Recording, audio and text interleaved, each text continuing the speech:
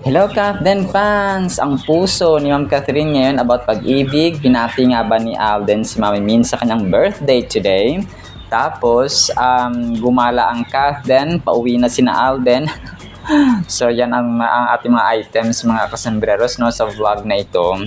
Unahin ko itong post na gumala or first gala. Unang gala ng Catherine daw this 2026, 1 hour ago. Posted of course ng ating isang minamahal na Catherine admin din po na sa Queen Floor. Unang gala sa 2026. Tapos nakaupo ang Catherine. Ito po ay hindi edited na picture, no?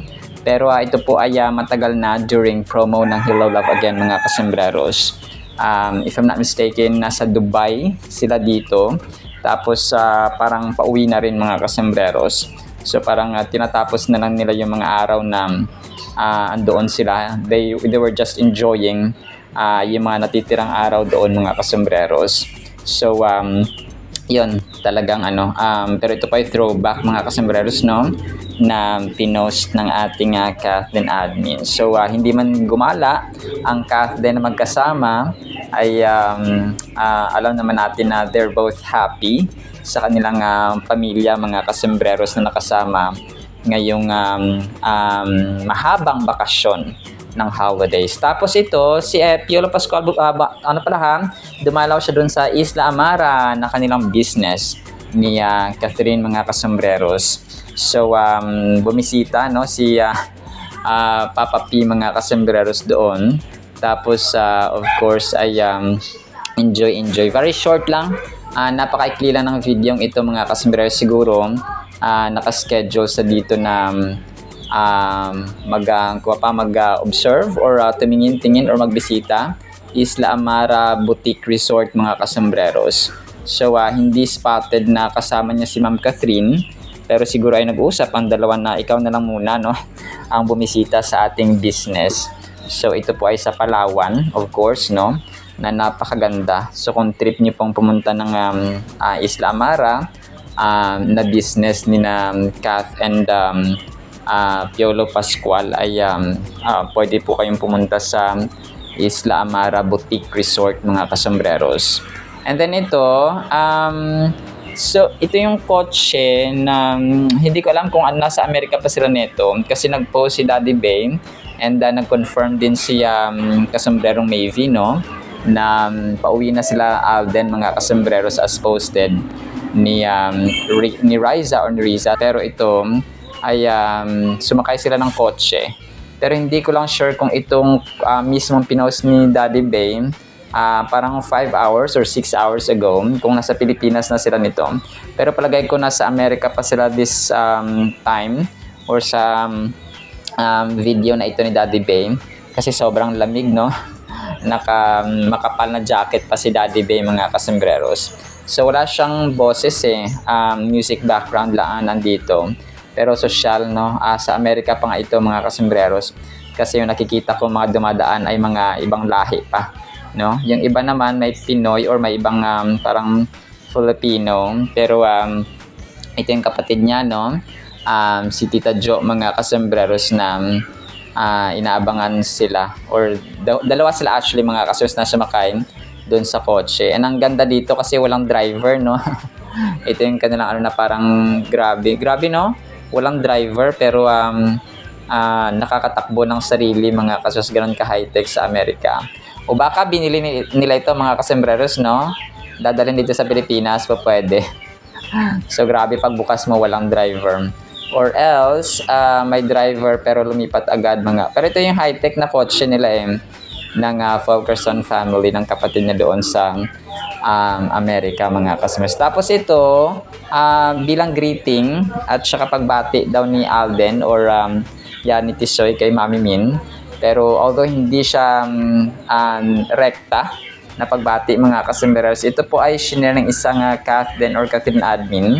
Happy birthday, mother, we love you, no, at Bernardo Min, mga kasembreros. Tapos dito ay correct me if I'm wrong kung nasa Greece, nasa Europe sila dito, mga kasembreros, sa time na to, na kung saan ay si Catherine ang naging photographer.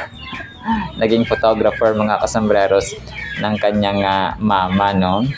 Naka dark green si attorney, no? Cool ang outfit ni Ate Sai dito mga kasembreros, at saka naka-cap or naka-sombrero siya. Tapos si Mami Min naman ay of course, no? Posing kunwari, no? So sila ay dayuhan, no? Doon sa Greece mga kasembreros. So si Ma'am Catherine ang nagka-camera or nag-video or nag-picture. May nagka-camera din sa kanya mga kasembreros, or may nagpi-picture, no? So yun po mga kasembreros. Tapos ito, post na naman ng Kathnel, itong picture ni Daniel 18 minutes ago. So nakakatawa kasi Kath din. Parang tanong lang niya dito mga kasembreros, no? Payag ba kayo magkabalikan kami? Yes or no? So one life pa lang kasi 18 minutes ago mga kasembreros. So ayaw na namin, no? Na magbalikan. Talagang sabay ganun, no? Ayaw na namin of course kasi masaya na si Daniel Padilla kaya Kayla Estrada mga kasembreros. So sila ay masaya, so wag na nating hadlangan, no, ang kanilang kaligayahan mga kasembreros. Tapos ito, pinost lang lahat ng or hindi naman lahat, piling artista na sikat na naka-red dress. Si Ma'am Catherine actually parang ano siya dito, no, parang maroon or dark red yung sa kanya. Maroon na may parang konting halong purple, no? Tapos dito si Bel Mariano, si Francine Diaz, si Fiang Smith, no? Tapos of course si Kim Chu mga kasembreros. So parang ano lang, pinost lang, hindi naman for comparison talaga ito, no? Parang ano lang, parang kinumpile lang nila or pinagtabi-tabi mga kasembreros ang dresses ng mga kilalang artista or mga actresses mga kasembreros ng ABS-CBN. So yon, si Ma'am Catherine ang number 1, tapos pinakauna si Bel Mariano, tapos si Francine, tapos si Fiang, tapos si Kim. So si ano lang pala dito, oh. Si Ma'am Catherine lang yung walang katandem or ka-love team on screen, kasi si Ma'am Bel Mariano of course ang Don Bel, Francine Diaz and Seth Fedelin, Fiang Smith at saka JM Ibarra, Kim Chu at saka Paulo Abilino, no, Kim Pao mga kasembreros. So JM Fiang, Franceth at Don Bel. So Catherine, of course Kath din. So tayo na yung naglagay ng pangalan mga kasembreros, no, para kaya Ma'am Catherine. So ganon, para maging masaya si Ma'am Catherine. Pero hindi naman yung basihan, no, as what Sir Alden said, hindi basihan ang love team sa camera or sa harap ng screen mga kasembreros para maging masaya ang tao. Kung hindi yun ang basis na pag single ka hindi ka na pwede maging masaya, so parang ganun ba? So hindi yun yung basis or primary source of happiness mga kasembreros.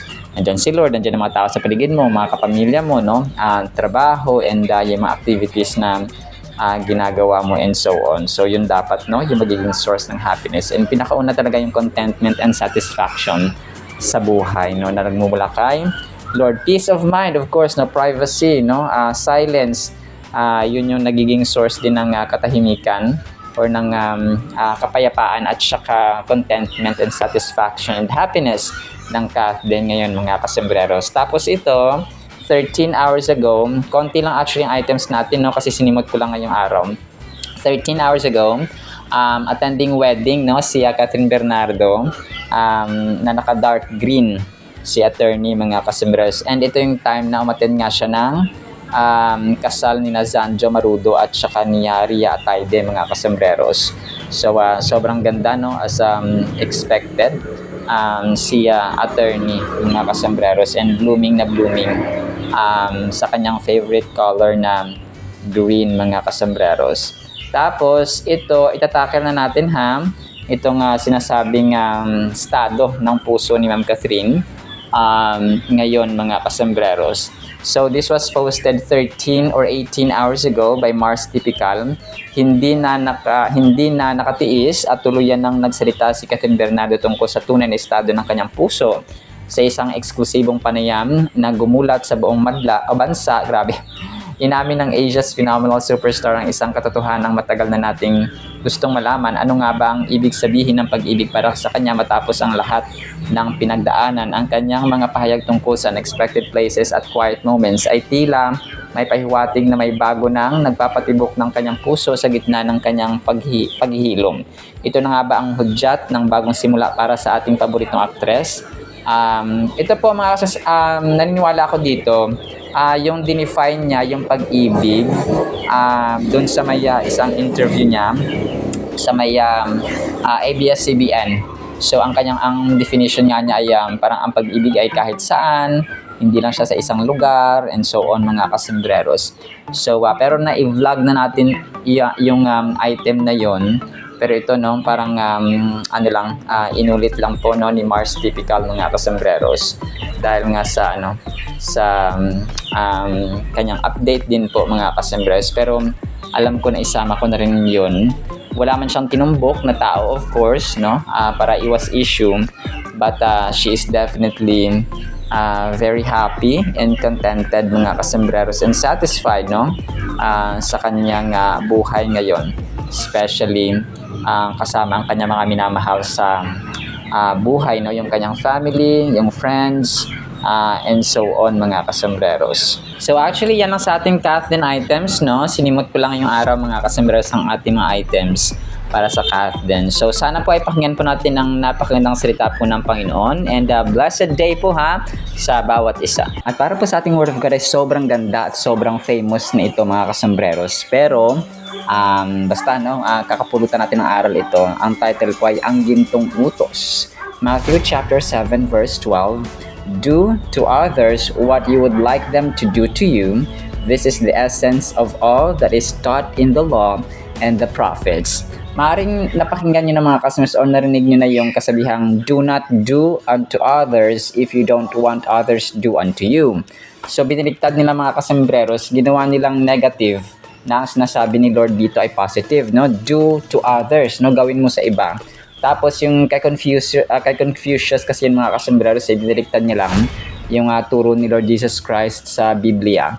So Confucianism at saka Buddhism mga kasembreros, no? Yung biniliktad nila, ginawa nilang negative yung positive na sana ay parang iba kasing impact ng mga kasembreros pag sinabing do not do unto others, para kang nasa defensive na part.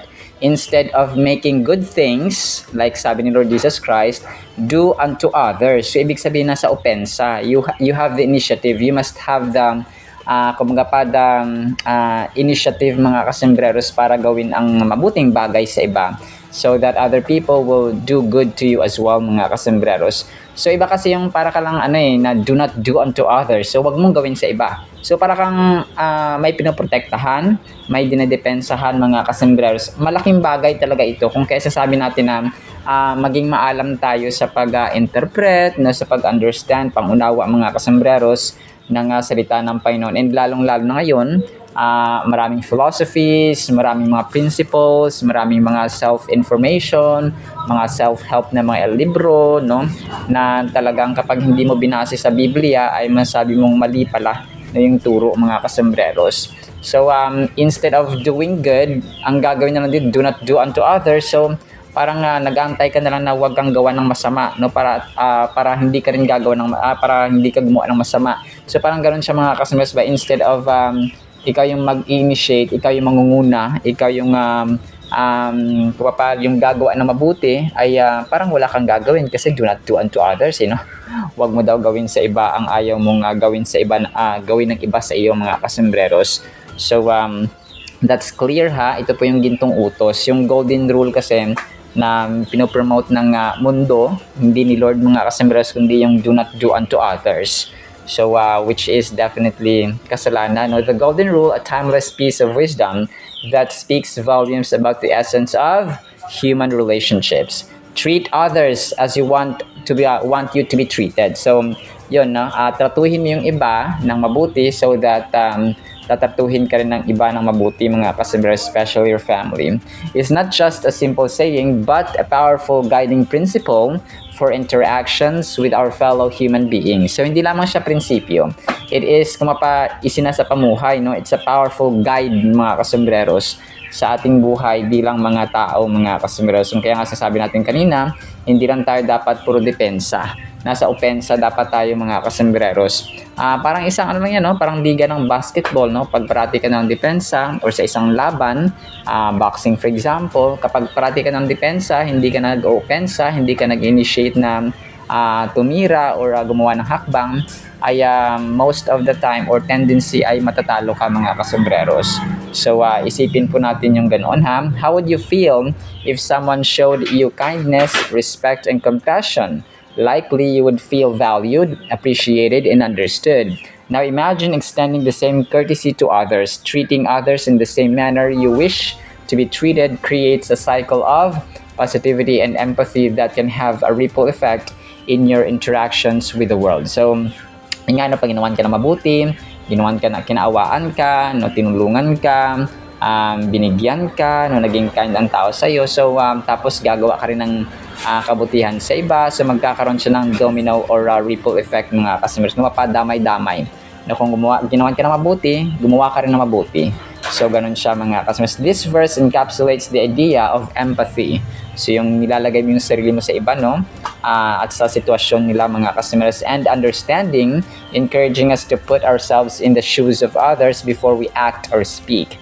So, yun nga, no, talaga, ang social media ngayon, ako man ay nagiging biktima ng judgment ng ibang tao na kahit hindi mo kilala, mga random viewers or followers, mga customers, ay nagja-judge sila, mga customers, without thinking, without understanding the situation, mga kasombreros. So it challenges us to consider how our actions and words impact those around us and reminds us of the power we hold to uplift or hurt others through our behavior. So parati nating tatandaan na yung every word natin, yung bawat action natin na gagawin sa social media, sa ibang tao, may impact yon. It's either negative or positive, mga kasubros. So doon na tayo sa positive, mga kasubros, kasi napakaikli po ng buhay para maging bitter at hindi tayo magpatawad sa ating kapwa-tao. So yung mga nagbabash sa akin na pinapatawad at binibless ko sila, mga kasembreros. So that the blessing of God, kung ayaw nila, ay ibalik na lang nila sa akin. So blessings pa rin yun. Kasi nga nag-bless ka, mga kasembreros. So kapag kasi ang tao di ba, pag kalimitan talaga pag nagsalitaan tayo ng masama, no? Ginawan tayo ng masama, tendency talaga yun, nature talaga natin yun. And minsan hindi yun naiiwasan, no? Na nagiging impatient at lumalaban tayo, mga customers, kasi nasaktan tayo. Pero kapag may understanding at malalim tayong pananampalataya at relasyon sa Panginoon, ay mag-iisip-isip tayo, pag pinatulan ko ba to, may mapapala ba ako? So yun ang parati kong iniisip, papatulan ko ba to? Kaya minsan sa comment section, sinasabihan ko na lang yung iba na subscribers natin, na hayaan na lang po natin, no? I-bless na lang po natin, and let's spread peace, kindness, and love sa ating kapwa-tao. So sabi na, hindi sila deserving kasi mga masama sila, mga bad sila. So hayaan na natin. We not only foster a culture of kindness and mutual respect, but also cultivate meaningful connections with those we interact with by embodying the golden rule. So the next time you find yourself unsure of how to act, remember the golden rule and ask yourself, how would I want to be treated in this situation? Your answer may just lead you to a path of compassion and understanding. So parati nating kasi kung kulang sa unawa ang iyong kaaway, ay maging mapangunawa tayo. Kung kulang sa love, yung nambabash sa atin, ay mahalin natin sila. No, kung kulang sila sa sa kindness or sa good words, ay maging mapatayo na lang yung gagawa para sa kanila, mga kasembreros.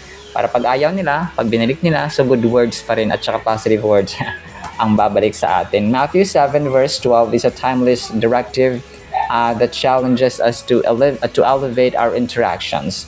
We not only follow Christ's teachings, but also contribute to a more compassionate and just world by aligning our actions with this principle.